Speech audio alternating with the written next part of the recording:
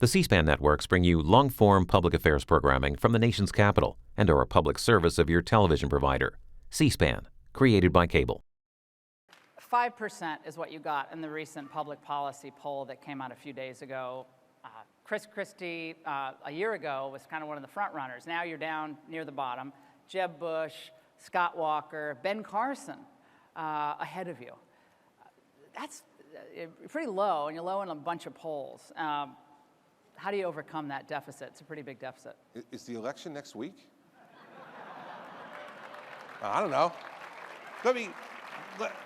Laura, let me tell you this. In 2009, when no Republican had been elected in New Jersey in 12 years, now when there's been 42 years since we sent a Republican to the U.S. Senate in New Jersey, everybody said there's no way Chris Christie could win in 2009.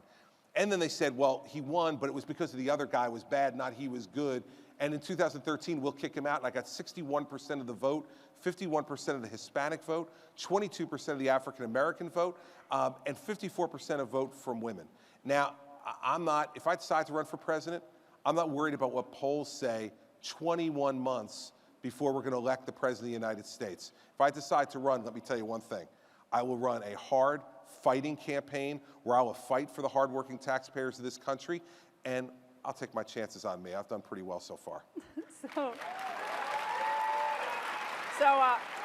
I kind of remember. Well, I will say one thing. I kind of remember in February 2007, it was going to be Rudy Giuliani against Hillary Clinton.